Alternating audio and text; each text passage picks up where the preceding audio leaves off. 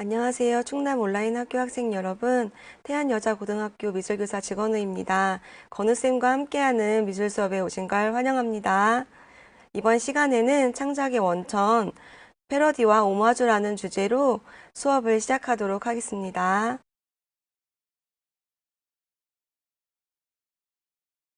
지금 보고 있는 작품은 예수와 12제자들이 식탁에 모여 성찬을 나누어 먹고 있는 레오나르도 다빈치의 최후의 만찬의 장면이에요.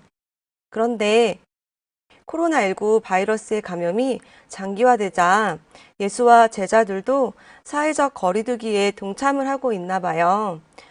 텅 빈 식당만이 우리를 반겨주고 있어요. 이후 방역업체가 나타나서 예수와 그의 제자들이 머물던 자리를 소독해주고 있네요. 그랑자트 섬의 일요일 오후 모습이에요. 따뜻한 햇살을 쬐면서 가족, 친구들과 한가로운 한때를 보내고 있네요. 그립게 느껴지는 순간이 아닐 수 없는데요.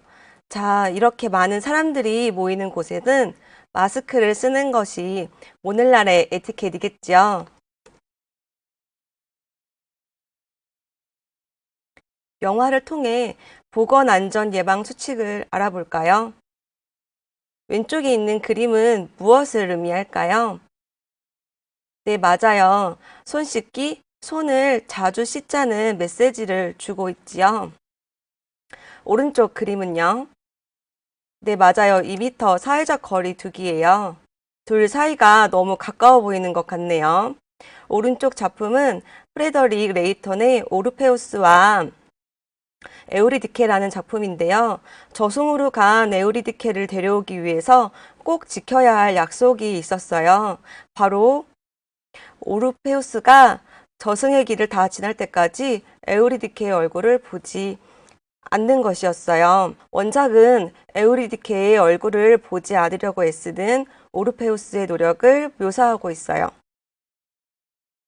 마스크와 장갑만 꼈을 뿐인데 원작과는 다른 의미로 우리에게 다가오지요. 왼쪽 작품을 보니 여성분이 식재료를 들고 있네요. 식료품을 비축해두면 집에 더 오래 머무를 수 있기 때문에 감염 위험을 줄일 수 있다고 말해주고 있네요. 그런데 조금은 비판적인 주제로도 생각될 수 있을 것 같아요. 우리나라의 경우 예외지만 코로나 상황 이후 외국에서는 생필품 사재기로 난리가 났죠.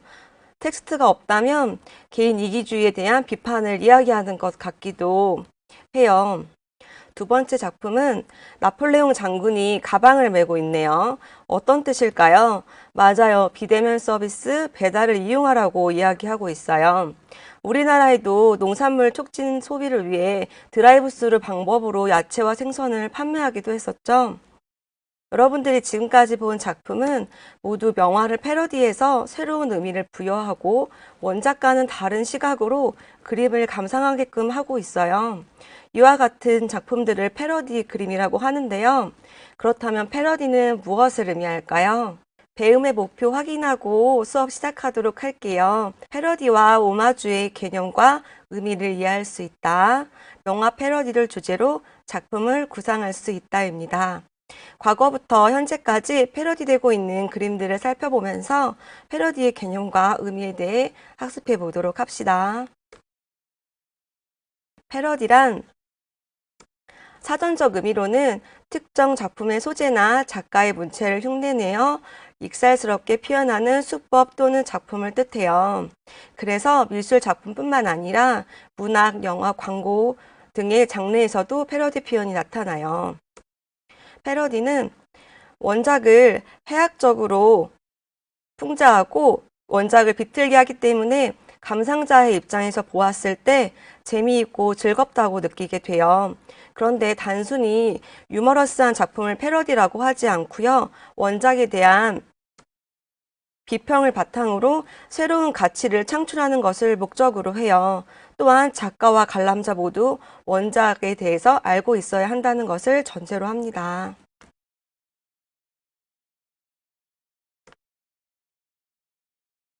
자, 그렇다면 과거부터 현재까지 많은 화가들이 명화를 패러디했는데요. 왜 화가들은 패러디 그림을 그렸을까요? 우리가 미술관에서 유명한 화가들이 그린 그림을 보면 어떤 감정이 드나요? 우와, 정말 멋있다. 이걸 어떻게 그렸지? 섬세한 묘사, 조형적인 아름다움을 감상하며 작가가 혼을 담아 그린 그림의 기운을 느끼게 돼요. 그림을 감상하다가 눈물이 흐르거나 전율을 느끼는 것을 아우라라고 해요. 우리가 잘 알고 있는 모나리자 작품에서도 아우라를 느낄 수 있지요. 이 아우라는 유일한 원본에서만 나타나요. 다빈치가 그린 모나리자는 한 점밖에 없었어요.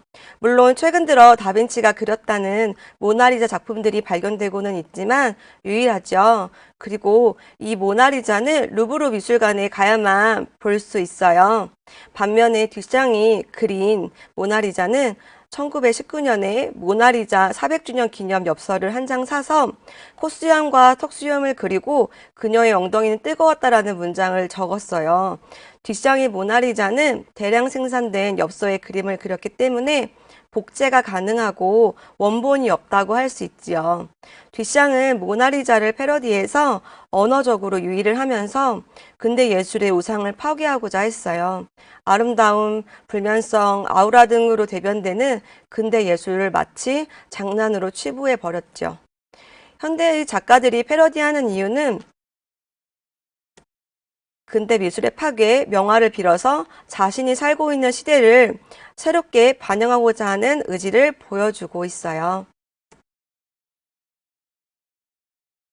다빈치가 그린 모나리자를 좀 더 살펴볼까요? 다빈치가 그린 모나리자 작품은 르네상스 시대의 걸작으로 손꼽히는 작품인데요. 모나리자는 이탈리어로 유부녀에 대한 경칭이고 리사는 여자 이름이에요. 그래서 한국말로 하면 리사 부인입니다. 모나리자는 조형적으로 안정감이 있는 포즈를 취하고 있는데요. 상체의 4분의 3을 정면으로 향하게 해서 안정감을 주고 있어요. 요즘에는 많이 볼 수 있는 자세지만 르네상스 시대 16세기에는 아주 혁신적인 것이었다고 해요. 또한 르네상스 시대의 회화 기법인 스푸마토 기법을 사용했는데요. 사람의 표정을 결정짓는 입술 주변의 경계를 흐리게 만들어서 웃는 듯 웃지 않는 듯 모호한 모나리자 미소를 만들어냈어요. 다빈치 모나리자 옆에 있는 작품은 방금 보았던 외설적인 제목이 붙여진 수염난 모나리자인데요. 값을 매길 수 없을 정도의 비싼 몸값을 자랑하는 모나리자 작품을 낙서하듯 그려낸 이 작품은 이후 다빈치의 모나리자만큼 유명한 모나리자가 되었답니다. 뒷샹 말고도 모나리자를 패러디한 화가들이 많은데요.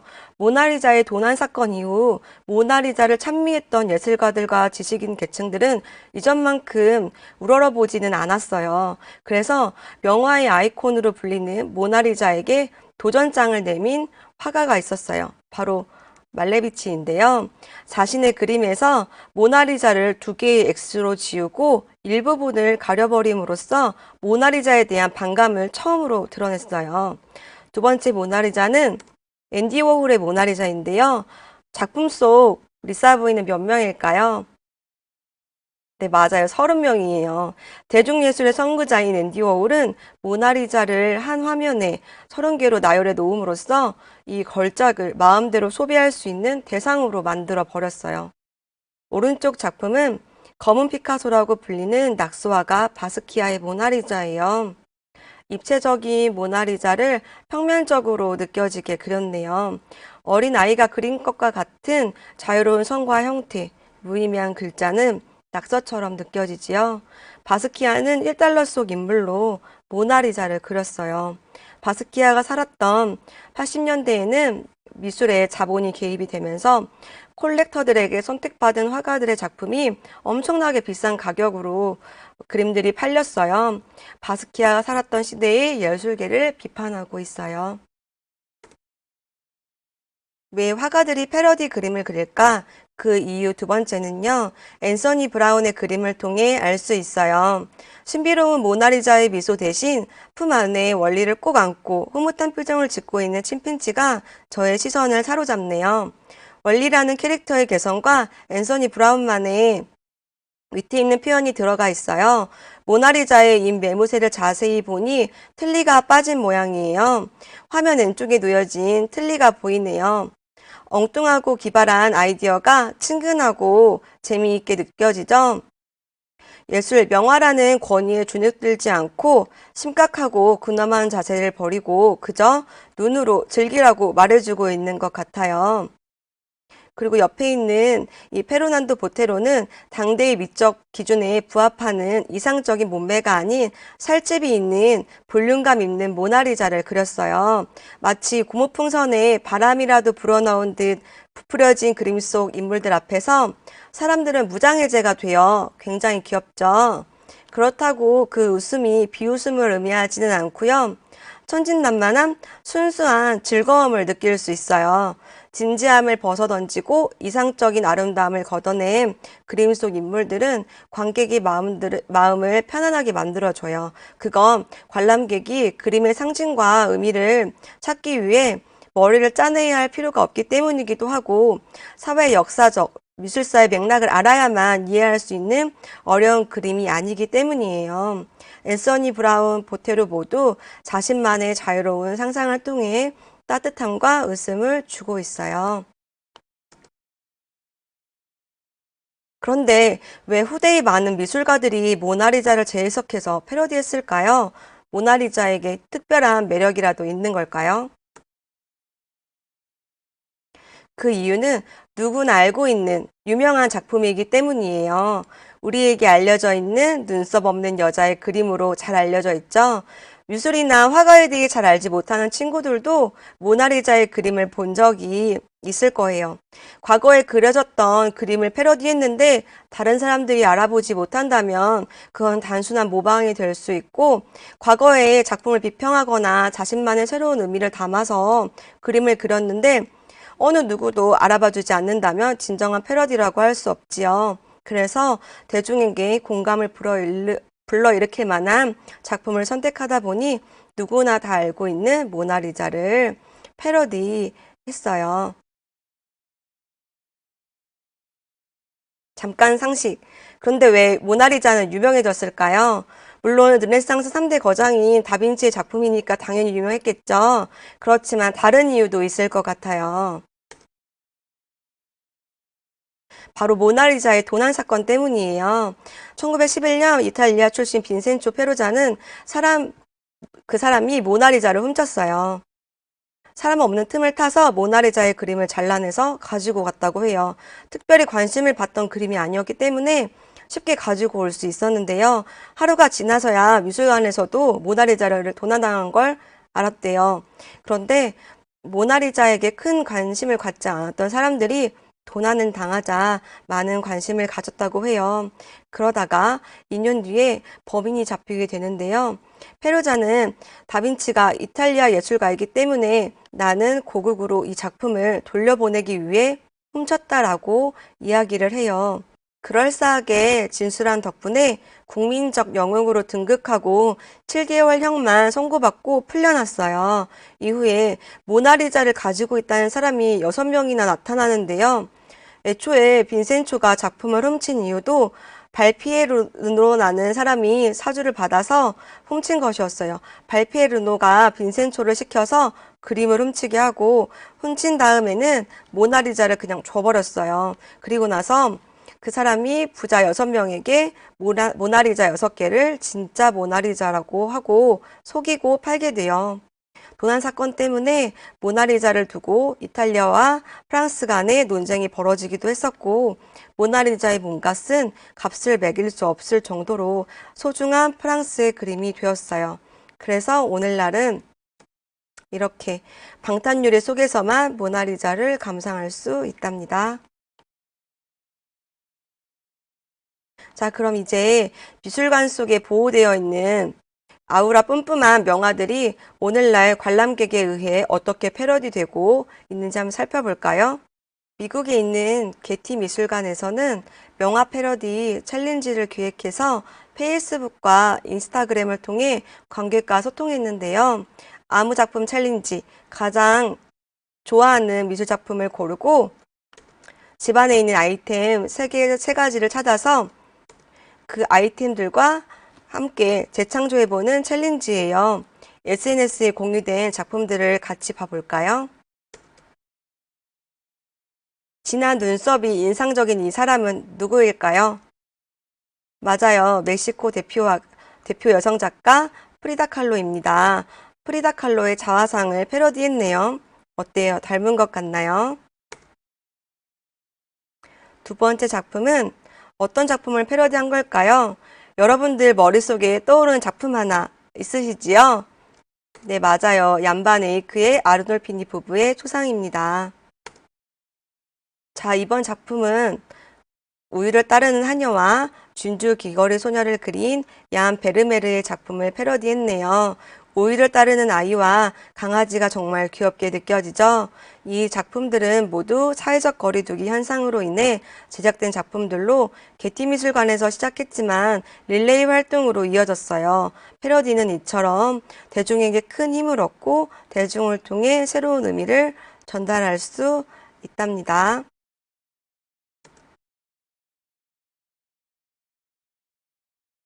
이제는 오마주에 대해서 알아볼까요? 오마주가 표절과 패러디와 구별되는 가장 큰 특징은 바로 존경의 의미를 담았는가 담지 않았는가예요. 프랑스어로 존경, 경의를 뜻하는 말인 오마주는 보통 영화인이 자신이 존경하는 작가나 영향을 받은 작품 등에 보내는 헌사로서 특정 장면을 모방하는 것에 사용됐는데요.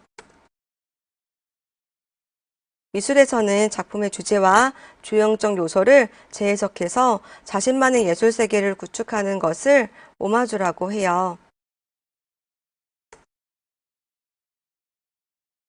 부알리와 쿠르베이 작품을 통해 오마주의 예를 살펴볼까요? 두 작품을 딱 봤을 때 굉장히 비슷하게 느껴지지요. 이 두 작품의 공통점은 무엇일까요? 그림에 그려진 사람이 많다. 또 그림에 대해 이야기를 나누고 있는 것 같다. 옷차림이 예사롭지 않은 것 같은데 예술하는 사람들인가? 라고 생각할 수 있을 것 같아요.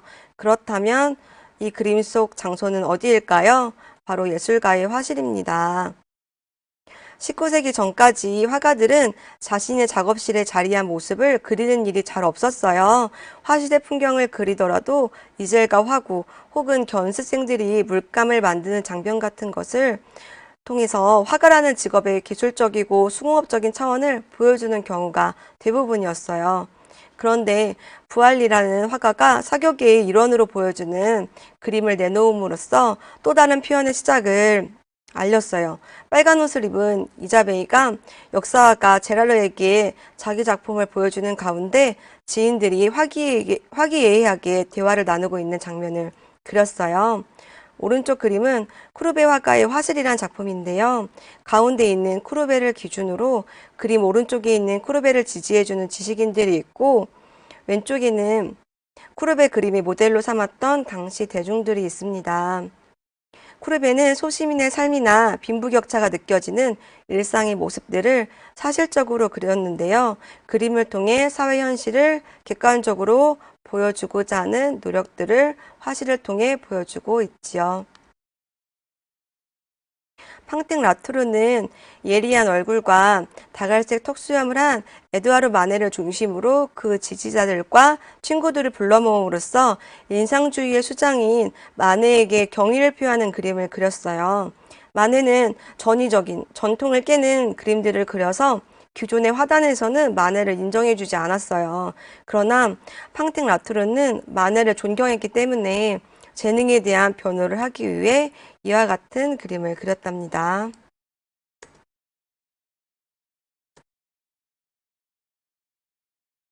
벨라스케스가 얀반 에이크의 작품을 오마주한 흔적들을 알아볼까요?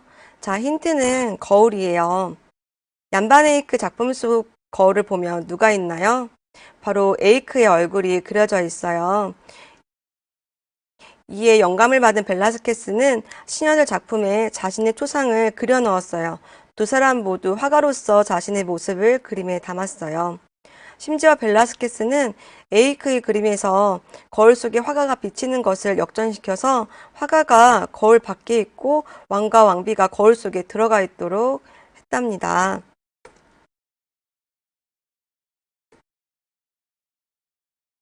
고야가 벨라스케스의 그림을 오마주한 흔적들을 찾아볼까요? 우리가 흔히 고야는 기괴하고 잔인한 그림을 그렸다고 생각하지만 스페인 궁정화가였어요. 고야는 당시에 국왕 부부와 아들, 딸, 며느리 등을 한 화면에 담았어요.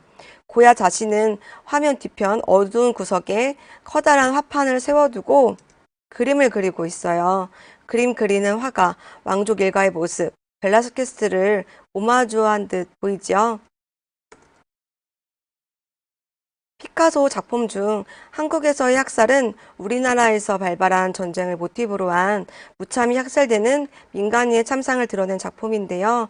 고야가 그린 그림으로 그 말하고자 했었던 침략군의 횡포와 같은 시대상이 피카소에게 옮겨와서 모든 전쟁과 폭력은 시대를 초월해 같은 모습이라는 것을 효과적으로 표현하고 있어요.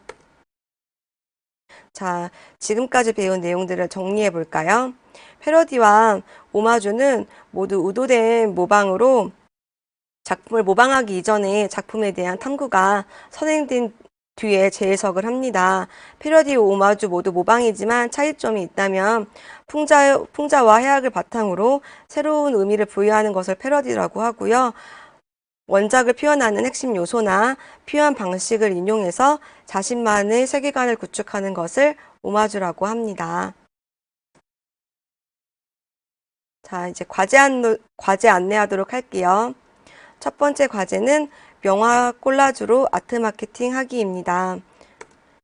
아트 마케팅은 예술을 광고로 홍보에 적용하여 기업 제품의 인지도를 높이는 감성 마케팅을 의미해요. 아트 마케팅의 조건은요, 원작을 알아볼 수 있어야 하고요. 원작을 해체해서 재구성해야 돼요. 그리고 유머를 느낄 수 있어야 합니다. 과제가 명화 콜라주였죠. 콜라주는 화면에 인쇄물, 나무 조각 등 여러 가지 재료를 붙여서 구성하는 회화 기법이에요. 프린터로 출력한 명화 복사본과 다양한 재료를 이용해서 콜라주 합니다. 여러분들이 마음에 끌리는 명화를 선택하고 명화와 어울리는 브랜드나 제품을 선택해서 광고지를 만들어 보세요. 두 번째 과제는요. 신 모나리자, 오늘날 여러분들이 상상한 모나리자를 그려보는 겁니다.